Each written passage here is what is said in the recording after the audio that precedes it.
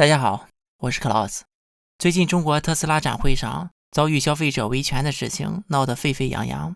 虽然有不少人通过数据和视频的分析表明车祸跟特斯拉的刹车系统没有任何关系，维权就是一出戏，但是在大内宣媒体的引导下，全国各地都出现了歧视特斯拉车主的现象。不少地方的高速禁止特斯拉车主的进入，很多特斯拉被拥堵在高速公路的入口，还有停车场的工作人员拒绝特斯拉车主入内停车，要车主把刹车修好了再来。这对特斯拉来讲是一场严重的企业公关危机。但实际上，中国的国产车问题多得数不胜数，全国各地都有发生，新闻太多了。这也就是为什么中国人都喜欢买进口车的原因。但是我们却很少听说，也没有闹到像这么大规模的维权。最近华为也要造车，有网友就说看好华为造车，别的品牌像特斯拉这种车出了事车主敢闹，华为谁敢？中国对待中企和外企是严重双标的，就像汽车行业，外国厂商必须要跟中国合资才能在中国办厂，比如一汽大众、北京现代、长安福特、上汽通用等等。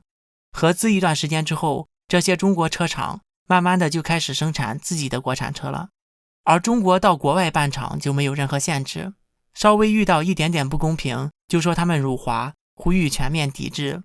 类似的现象在很多行业都有，比如外国媒体不能在中国提供广播，外国银行不能在中国发行信用卡，外国通信公司不能在中国提供通信服务，而中国银行可以在美国开展全面业务，中国电信可以在美国卖手机卡，人民日报可以在纽约时代广场登广告。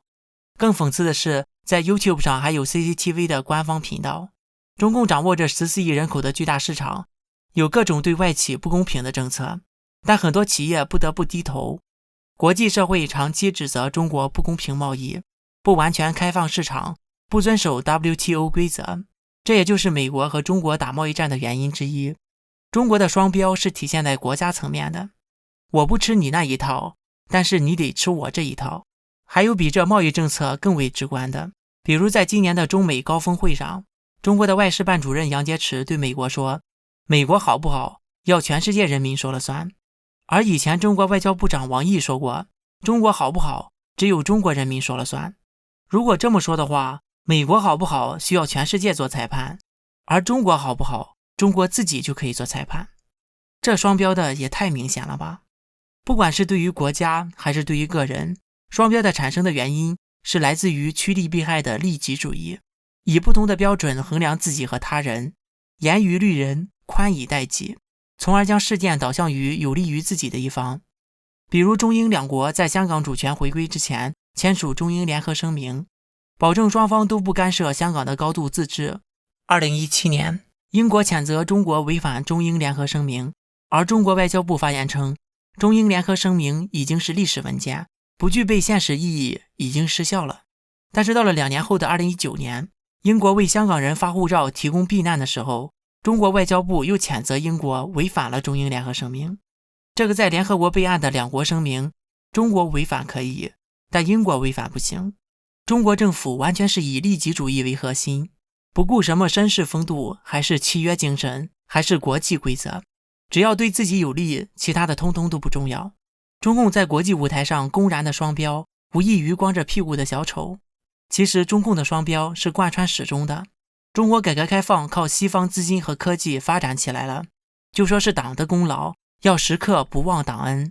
而大饥荒饿死了几千万人，就说是自然灾害，跟党和政府没有关系。对内就谈经济总量世界第2，厉害了我的国；对外就谈人均，享受作为发展中国家的贸易福利。在周边更是对各个国家挑衅，利用战狼外交，在世界各地争夺话语权，但是却指责美国搞霸权主义。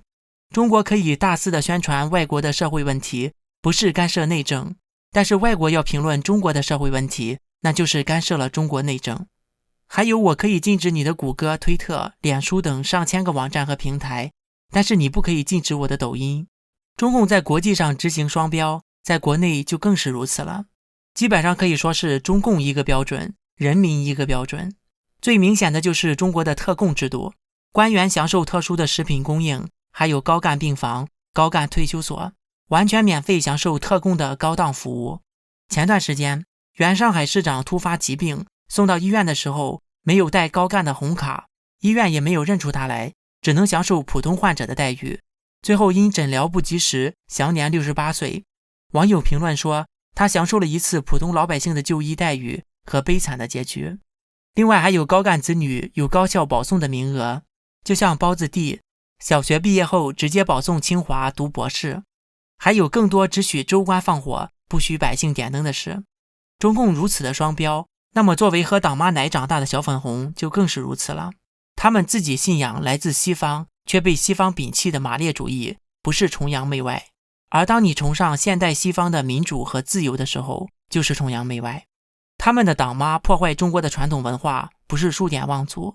而当你指责一下中国做得不好的地方，那就是数典忘祖。中国这个国家从上到下就整一个双标国。中国不是最喜欢宣传中国的世界之最吗？那我也送中国一个世界之最吧，那就是世界上最大的双标国。好了，下面进入网友互动环节。上期节目我们分析了美国的房价、产权，还有房产税、投资回报以及房贷利息等，从各个方面都展示了在美国买房的优势。网友 TanGT 说，陈平在奥斯汀表示同意。陈平就是说在中国拿2000块人民币的工资比美国拿3000美元还要过得舒服的复旦大学教授，他在德州的房子被人扒了出来。根据公开的房屋成交记录显示，在2017年，陈平以 39.4 万购入了这套250平的别墅，平均每平1万元人民币多一点。陈平自述是因为买不起上海的房子才来美国买房的。网友胡锡进说，谁说中国的房子不是你的？我国是社会主义制度，人民是国家的主人，整个国家都有14/1属于你，你的房子也是一样，有14/1是属于你的。网友袁先生说，日本人口密度是中国的3倍，但是房价却没有中共国那么高。网友 J 说，台湾的房价只有台北市中心才算特别贵，基本上会精打细算的人都不会选择台北，选择周边的地方买房，价钱仅是台北的1/3到2/3不等，更别说永久使用权，可以留给自己的子孙后代。中国70年就是标准收割韭菜的手段，真是可怜。相信很多具有独立思考能力的中国人看到最近 Klaus 的影片，心里或多或少都开始动摇，因为生活标准是最切身的感受。虽然可以不关心政治，但是人人都想过好的生活。我很喜欢一句话，你不关心政治，政治也会来关心你。好了，本次节目就到这里，欢迎大家点赞、订阅、留言和分享。我是 Klaus， 我们下次再见。